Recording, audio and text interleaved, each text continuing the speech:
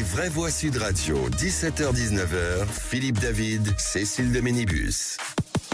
Bienvenue dans les vraies voix jusqu'à 19h. Pardon, on rit encore parce que j'étais dans ma tête persuadée que c'était la fin de l'émission. Et pourtant, je suis concentrée sur ce qui est en face de moi. Bref, Philippe Bilger est avec moi. Ils sont revenus, du coup. Je les ai fait partir. Ils sont tous là. Ils sont tous là. du sud de l'Italie. Pierre-Yves Martin, consultant indépendant, et François Ouzillot, maire de Vernon et conseiller régional de Normandie. Je me disais, pourquoi ils me regardent tous bizarrement. Merci en tout cas, Philippe David, de me soutenir psychologiquement. Allez, tout de suite, le coup de projecteur des vraies voix. Les vraies voix Sud Radio, le coup de projecteur des vraies voix. Je ne veux pas travailler. Avec un chômage qui repart à la hausse en France, on s'y attendait, mais les chiffres sont plus mauvais qu'attendus. Un endroit où je vais, on ne dit pas qu'ils cherchent des gens. Je ne veux pas travailler. Je traverse la rue, je vous en trouve, ils veulent simplement des gens qui sont prêts à travailler. Travailler c'est trop dur, épauler c'est pas beau, mener la charité, c'est quelque chose que je ne veux plus faire. Et le chômage enregistre donc une hausse jamais vue hors période Covid depuis une dizaine d'années, 3,9% et même 8,5% pour les jeunes au dernier trimestre. La Macronie espérait pourtant laisser une embellie économique en héritage. Alors parlons vrai, est-ce que la politique de l'offre a été un échec? Et à cette question, hausse du chômage, plans sociaux, est-ce un échec pour Macron? Vous dites oui à 98%, vous voulez réagir, le 0826 300 300. Philippe Bilger, je sais que c'est des sujets qui sont compliqués pour vous. Mais là, l'heure est grave en fait. Un parallélisme intéressant entre François Hollande et Emmanuel Macron. François Hollande espérait que la réussite du chômage viendrait lors de son quinquennat un peu avorté. Il arrive, le déclin du chômage arrive après. Emmanuel Macron croit que c'est sa grande victoire et apparemment aujourd'hui, il y a de nouveau une rechute sérieuse. Mais je me demande, mais là avec beaucoup de précautions, si on peut considérer que c'est l'échec. Oui, c'est l'échec d'Emmanuel Macron puisque tout cela découle tout de même de la situation politique totalement chaotique depuis la dissolution et le fait que la France n'est plus dans des conditions où une véritable lutte pour faire baisser le chômage peut être menée. François Ouzillot. C'est vraiment dommage parce qu'en fait c'est quand même l'élément le plus fort de son bilan. Contrairement à un autre sujet qu'on a abordé il y a quelques minutes. C'est même le seul finalement. C'est le seul, c'est le plus puissant parce qu'au final on avait le taux d'activité le plus fort depuis 1975. On était redescendu quand même extrêmement bas en chiffre du chômage, y compris chez les jeunes. Il avait mis en place Choose France, qui était quand même super. On était aussi devenu le pays le plus attractif pour l'installation des entreprises. Et là, tout est en train de partir à volo depuis le mois de juin 2024. Donc c'est dramatique, j'ai envie de vous dire. Pour redonner confiance, ça va prendre du temps. Vu ce qu'on s'est dit aussi précédemment, je suis pas certain que ça se joue dans les semaines ou dans les mois qui viennent. De nouveau, à mon avis, l'année 2025 va être instable politiquement, donc instable économiquement. Donc les investisseurs ne vont pas forcément choisir la France ou ne vont pas prendre de décisions importantes pour leur entreprise de recruter ou de lancer de nouvelles lignes de production ou que sais-je encore. Et moi, je le vois dans mon territoire. J'allais vous poser la question justement sur le terrain. Dans mon territoire. Alors, j'ai pas les derniers chiffres, mais ils étaient bons effectivement jusqu'à 2024, mais j'ai senti les choses arriver dès juin, dès la dissolution, parce que je suis en charge aussi du développement économique sur mon agglomération. On avait des bonnes touches avec des entreprises étrangères pour qu'elles viennent s'installer chez nous, et à partir du moment où Emmanuel Macron a appuyé sur le bouton de la dissolution, tout le monde nous a dit stop, on arrête, on vous recontacte dans quelques mois. Et depuis, les choses avancent très très lentement, voire pas du tout. Pierre-Yves Martin.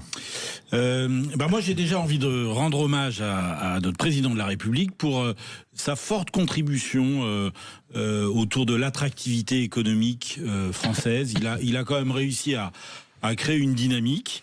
Le deuxième élément, c'est qu'effectivement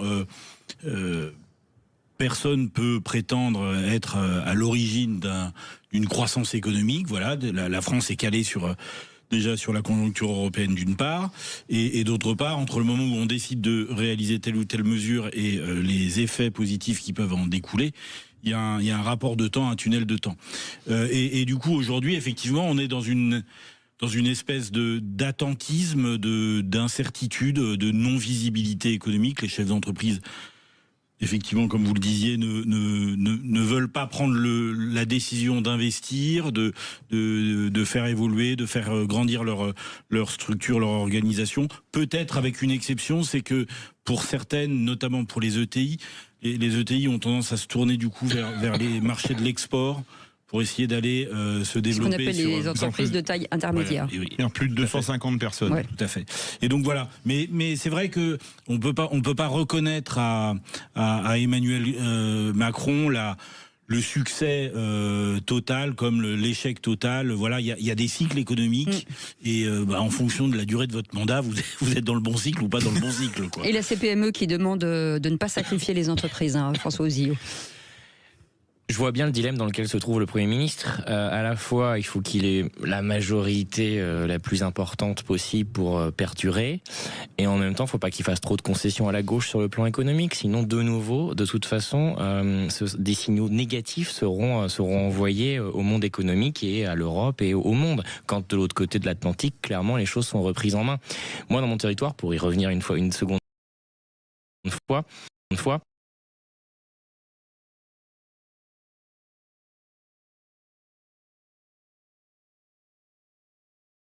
etc. Et les sous-traitants, on a l'industrie spatiale, comme je vous le disais. Bon, là, elle n'a pas non plus forcément de bonnes nouvelles à venir, puisque Elon Musk est quand même très proche du président américain, et on sait très bien que SpaceX est quasiment subventionné par l'État américain à travers la NASA. Donc voilà, sur l'industrie automobile, sur l'industrie spatiale, et d'ailleurs, on voulait réindustrialiser le pays, c'est ce que disait Bruno Le Maire, l'ancien ministre de l'économie, et c'est aussi ce que voulait Emmanuel Macron, en lançant un certain nombre de grands plans qui étaient bien abondés aussi en argent public. Et donc, s'il y a trop de concessions qui sont données à la gauche, de nouveau, de très mauvais signaux seront envoyés, qu'on fait la réforme des retraites, etc., et qu'on revienne sur l'âge. Mais aussi, en même temps, il y a censure et que le gouvernement tombe, c'est pas bon non plus pour le pays. Donc, j'ai envie de vous dire, malheureusement, je suis pas d'un optimisme exaltant. Mais est-ce qu'il est impossible que les chefs d'entreprise soient en quelque sorte indépendants du climat politique? J'en doute fortement. C'est inconcevable. Parce que le principe de l'économie, c'est qu'elle doit reposer sur un principe de confiance. Oui. Et l'un des jobs censés être du politique, c'est quand même de créer les conditions de la confiance pour que les acteurs socio-économiques et territoriaux puissent s'organiser et créer de la richesse. Mais ce qui est fou, c'est pourquoi y a-t-il autant de bashing entrepreneurs aujourd'hui en France? C'est ça aussi le souci. Parce qu'on a une culture qui n'a jamais été très... On a une culture, je ne sais pas comment la qualifier correctement, je vais dire sociale, peut-être un peu socialiste, où on ne sait pas valoriser le travail, les talents, les efforts, la création de richesse. On est vraiment là-dessus. Et il faut quand même reconnaître qu'on n'aime pas les gens qui réussissent, on n'aime pas les patrons. On est très jaloux. Ah oui, en quand tout même, cas, par rien rapport aux à voir anglo-saxons, avec l'ultralibéralisme dont on prétend que la France, elle part en gond. Mais quand on entend... Il y avait une audition du patron de Michelin, je crois, la semaine dernière, 2 heures au Sénat, qui a expliqué pendant une grande partie de son intervention qu'il n'en pouvait plus de cet aspect normatif qui faisait qu'il n'arrivait jamais à pouvoir investir sur le long terme, justement. Et Confer, on a eu le débat sur les voitures thermiques, sur 2035.